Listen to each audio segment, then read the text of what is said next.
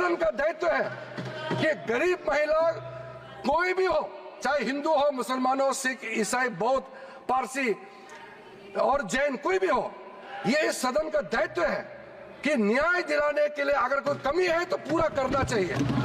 और आज हम आज जो ये अमेंडमेंट बिल लेके आ रहे हैं उसमें सारा प्रावधान रखा गया है। उसमें एक मैटर मैं बोलना चाहता हूं, लॉ ऑफ लिमिटेशन में क्या कहते हैं सर, इसमें ऐसा प्रावधान था जिसको हम हटा रहे हैं आज के इस अमेंडमेंट के जरिए। लॉ ऑफ लिमिटेशन में ऐसा था पुराने कानून में कि इतने साल तक आप अगर कोई अपील नहीं किया या उस समय उसका कुछ बीच में कुछ घटना हो गया या पुराने बहुत साल हो गए, आप लॉ ऑफ लिमिटेशन तो होना चाहिए ना सर, कहीं सीमा तो होना चाहिए। लेकिन इन्होंने ऐसा किया कि मान लो कोई खड़ा होकर कहेगा कि 500 साल पहले मेरा बाप दादा का इस जगह में कोई कार्यक्रम चलता था, नमाज पढ़ा था या किसी ने कुछ किया है, सिर्फ एक बात बताने पर पूरा वो जगह को वक्फ प्रॉपर्टी डिक्लेयर किया जाता था। ऐसा नहीं कर सकते। लॉ ऑफ लिमिटेशन भी इसी संसद ने बनाया है और लॉ ऑफ लिमिटेशन को भी ओवरराइड कर दिया था ये 1995 वक्फ एक्ट ने सर। तो ये कैसे हो सकता है कि एक ऐसा कानून इस देश में कैसे हो सकता है कि बाकी जितना कानून को ऊपर में चढ़ जाता है और उसका ओवरराइडिंग इफेक्ट होता है?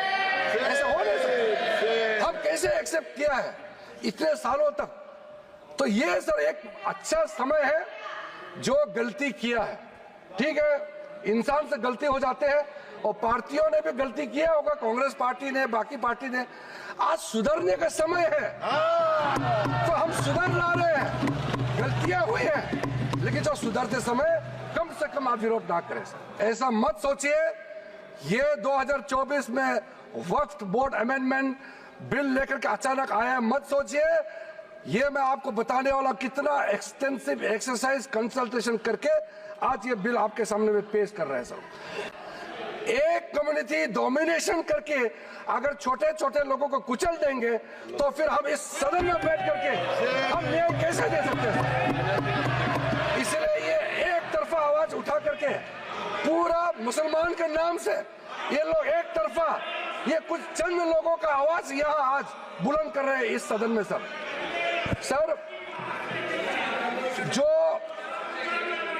जो वक्फ बोर्ड के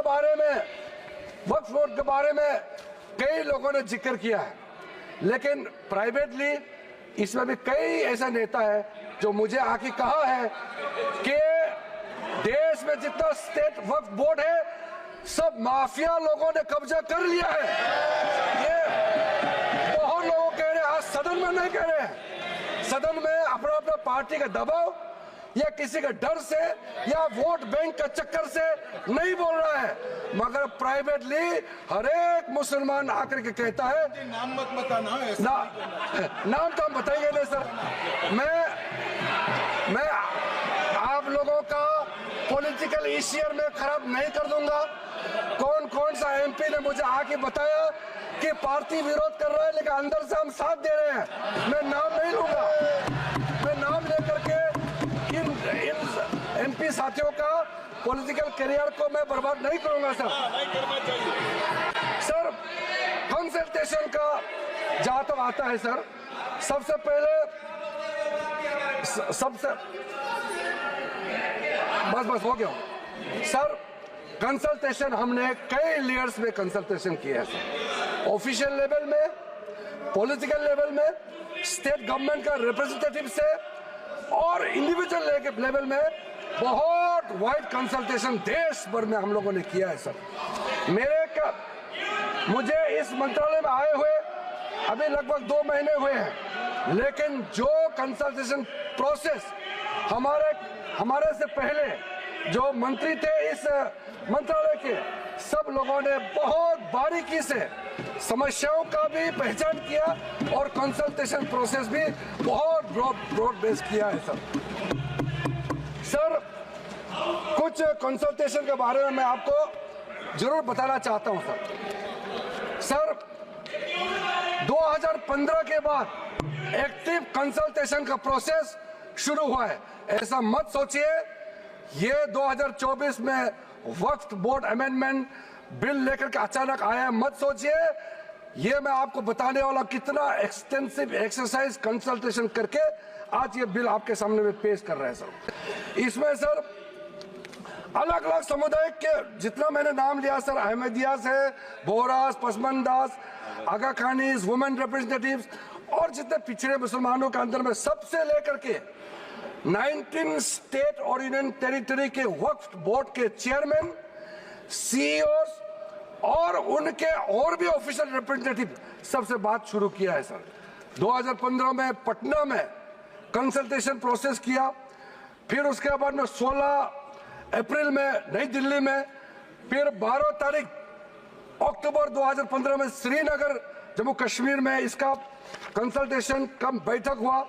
उसके बाद 2015 में 11 नवंबर का दिल्ली में, फिर उसके बाद 7 जनवरी 2017 में फिर दिल्ली में, 8 मार्च 2018 दिल्ली में, इस तरीके से फिर 13 जुलाई 2023 में मुंबई में, उसके बाद 2024 जुलाई 23 में फिर लखनऊ में, उसके बाद फिर 7 नवंबर 2023 नई दिल्ली में सर।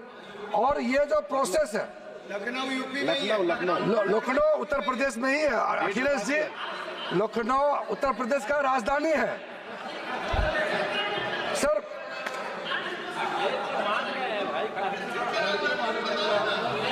आप मुख्यमंत्री रहे हैं वहां सर। सर 2023 जो लेटेस्ट कंसल्टेशन जो हुए हैं, मैं थोड़ा सा इसके बारे में बताना चाहता हूं। इसमें सर जनरल पब्लिक जो आम मुसलमानों के साथ चर्चा हुई, क्योंकि हमारा मंत्रालय ने खुले मन से कहा कि इंडिविजुअल लेवल में भी आपका कोई इश्यू है, आप आ सकते हैं, आप बात रख सकते हैं, मंत्री के साथ मुलाकात कर सकते हैं और अधिकारियों के साथ आप मिल सकते हैं।